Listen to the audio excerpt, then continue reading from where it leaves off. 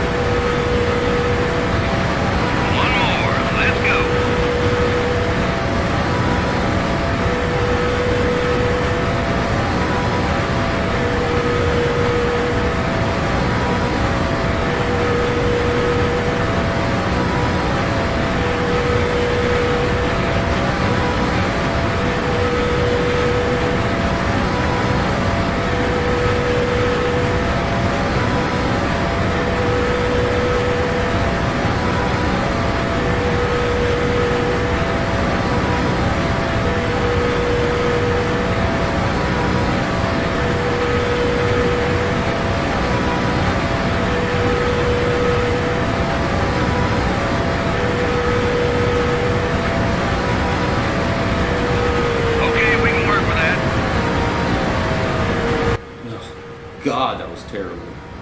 Welcome to today's NASCAR Winston Cup Series event, the EA Sports 500, live on MRN from the Talladega Superspeedway in Alabama. Racing doesn't get any more exciting than this, Barney. Lots of different opinions about this restrictor plate racing. These drivers love the speed. It's what they live for. In fact, some think they should run with no plates at all so the cars would be more spread out. Speeds would be well over 215 miles an hour. But that doesn't seem to bother most of the drivers. It's the fact that they can't break away from each other with the plates on the cars that bother them. Bobby Labonte is showing the importance of consistency this year. Oh yeah, to have an average finish in the top 10 for the season is mighty impressive. It can often be the difference that wins the championship. Jeff Purvis does not have a very impressive record at these super speedways. I spoke to some members of his crew about that this morning. They said they just can't seem to find a car that works well in the draft. They think they've made vast improvements since the last time, though, so keep an eye on him in the race. Frank Kimmel has had some bad luck the last 2 races. I believe they got a good chance to turn their luck around right here. These guys have been working extra hard this week, and I think it just may pay off for them in the end. For the land of the free and the home of the brave.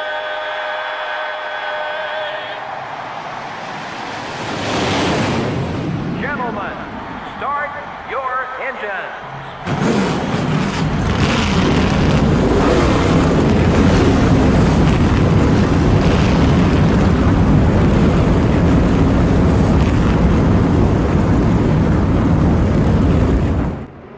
Michael Waltrip starting the pole, and that's quite realistic. I think he got his last Cup win of his career at Talladega. I don't even, he won some race here.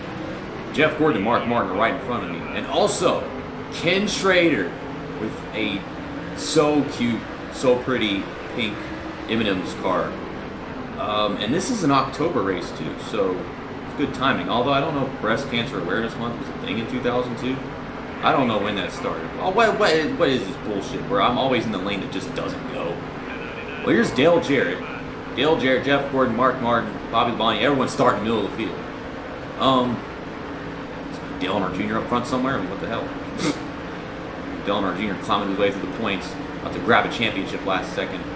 So let's pass as many cars as we can early on in the race. And Jeff Gordon, step on it, you stupid son of a bitch. Oh my gosh.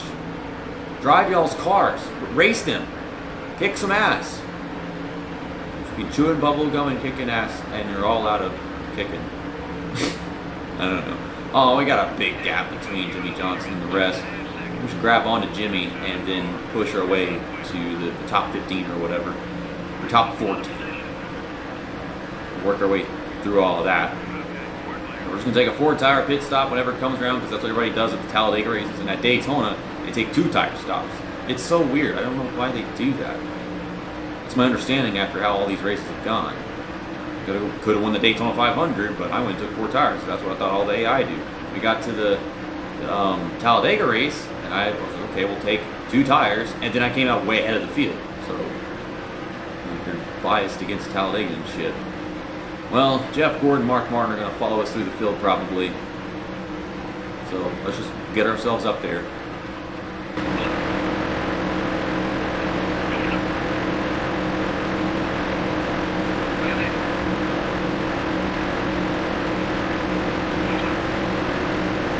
And it's been taking forever, but I'm trying to build up a run and pass Jimmy now. There goes Jeff Gordon on the outside as I pulled out. And Mark Martin. I don't know what happened to the rest of the pack that was behind us, because now it's just me, Jeff Gordon, Jimmy Johnson, Mark Martin, Ricky Rudd, Rusty Wallace, where all the other guys go. These guys are getting past me because Jimmy Johnson fucking sucks. His car is so damn slow. What the hell's the deal, dude? Like, I'm trying to pass him, but he's blocking me. All these guys are getting by me now. It took us forever to catch the top 13 or whatever cars that are in front of us, because Jimmy Johnson's car is such a piece of crap. He's a terrible lead of the pack. I mean, no wonder why I broke up. I'm trying to pass Jimmy Johnson. Here I come, going to pass Jimmy Johnson. I don't have a draft to keep pulling me past him. I can't work. I can't move forward. I want to kill Jimmy Johnson right now. I'm going to fucking dump him into the wall. I'm sick of your shit. Get the fuck out of the way. Get up there. Move. Stupid. Okay, there we go. Big run. Big run. We get this pull from Robbie Gordon and go from something. He's falling back. My car keeps on checking out, which doesn't help. It's like everyone's trying to block me. Like, they block just to do it. It's in the program. They don't block because of rivalry, which is that's the defensiveness programming, which you can actually see if you go to the options and stuff where you start a season. There goes some car down pit road. Kevin Harvick, Rusty Wallace. I think Jeff Gordon was behind me, and he went down too. We're just climbing away through the field. We're getting there. Yeah, I was right. Dale Earnhardt Jr.'s up here. He's not running his best, but he's up here. And to block me, he's going down to the bottom, so that'll help him stay moving forward. And we got Sterling Marlin up here, though. That's one of the drivers that looks like Sterling Marlin, that great car. They got a big run in the lead pack, and they're pulling away from us, and I'm trying to stick with it. There's my man, Steve Park. Okay, we're hanging on to Dale Jr. Dale Jr. needs to stay in front of me so he can help his teammate, Steve Park. We're going to take our stop at the end of lap 9. Or maybe I should take my stop whenever, like, all, like, the lead pack starts pitting, just so that I can stay in the draft, like, throughout all the runs. Because as long as you're drafting, you're fast. And if you pit too early, then you might be out of the draft whenever you come back on the track, you know? That's kind of difficult to explain.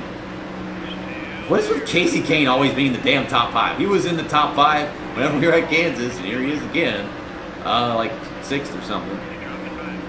These guys coming back on the track, hope we don't wreck and die and stuff. Oh boy, I'm taking this run and trying not to run into Ward Burton. Oh, I don't like where this is going. Oh, they're checking up. I'm checking up to. We ain't got no options because they aren't getting up to speed, and the pack doesn't want to go to the outside. You know, we would have 2 lanes going up, and I would join them, but we're having damn 3 lanes of cars getting onto the track. Slow. It should just be 1, but they don't care. Freaking AI. Well, there's Ken Schrader. We get to stare at him as he's a lap behind. I want to close in on him if we can. Working with these guys. Oh gosh, Kyle Petty nailed someone in the mirror. I'm trying to stay in the draft with Terry Labonte. I want to pull myself up to those guys and go look at that beautiful pink booty. I like me some pink booty. Is this for the lead? No, it's not for the lead. Who's the leader? I don't know who the leader is. He's up there with those guys. I don't even remember who was in our pack. It's not Terry Labonte. It's not Ken Schrader. It's John Andretti. It wasn't him. I have no idea. I think it's got to be Terry Labonte because he's going into pit. Yeah, it had to be him. I didn't think Terry Labonte was up here. I didn't even know. I remember all the damn drivers. Sterling Marlin's behind us. I kept thinking that maybe John Andretti was because I can't see so far ahead. Well, we're the leader. And we're going to pit with these few guys behind us. I'm going to get out of the way so I can draft somebody. Come on, go, go, go, go. I don't care if Sterling Marlin gets him too. Just drop in behind Ricky Craven. Try to clear Sterling Marlin. I'm just doing this so we can be faster. I don't think you're as fast if you're in front of somebody. You're definitely way faster when you're behind them. You'd notice this because of the way things played out for us to catch on to the front pack whenever they broke apart at the beginning. So I'm guessing Ricky Craven's going in this time. No, he's not, but I am, so I ain't got to worry about him running me over. We have to worry about Sterling Marlin. They like to speed into pit road. See, he sped into pit road. You saw that. He sped in completely. The heck? And he was able to pass us and still be getting further away from us as we were crossing the line. I almost sped in. So you knew he did, but this game was full of shit.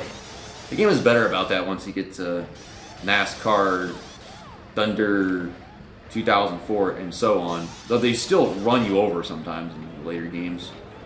It was funny, I remember watching Jonathan Wolf 038 play this game in particular. I don't know if he was like doing a career mode or whatever, but Tony Stewart ran over some guys behind him and he went flipping on his side and crap. Well, we beat Sterling Marlin off pit road, and Sterling Marlin's is good. He was already up here, so we know we had a great pit stop. No mistakes. I was scared we're going to have one. We've got a clear chance to win this race because we're in front of this guy that we came in with.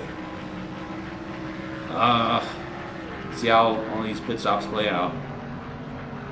You let Sterling Marlin by and draft with him. Alright, I've been working with Sterling Marlin. There's Steve Park. He had a great pit stop, but he's going to fall in front of that package and they're all going to check up. So it's down to just me, Sterling Marlin, Jeff Gordon, and I think that's Rusty Wallace next to Jeff Gordon. Because they were right behind us. It could be Michael Waltrip, but he's a different driver now, but I think it's Rusty Wallace. And that's the last of those guys coming off pit road right now. We're passing all of them as we come across the front stretch. I should be second, right? No, third. There's one guy all the way over there going off turn 2 right now. Oh, come on. Please tell me that we're going to get to them. They're very far away. I mean, going to take their time to get up to speed and everything. Oh, my God. That one sole car. They're still going to be way ahead of us after all this shit. Oh, my God. How am I going to draft with Sterling Marlin to catch that guy? I want to win this race. This is an actual good Superspeedway battle. They're by themselves, so they don't have a draft, so we should totally be able to do this. Don't forget that. Yeah, they're on their own. We're coming. You were driving such a weird fucking line. We pulled the hell away from Rusty Wallace and Jeff Gordon. They don't work too well. Ricky Craven. Okay, so yeah, I neglected the fact that he was all by himself. If he wasn't, it'd probably be more difficult. There's a whole pack of cars, and there was no way that we'd be able to win the race. Sterling Marlin keeps trying to get away from me. I'm trying to stick with them. Okay, around Ricky Craven we go. I just got to pass Sterling. Take this run right here. And try to block our way to the end. And grab our 13th win of the season. Tying ourselves in the all-time win record with Jeff Gordon and some other guy.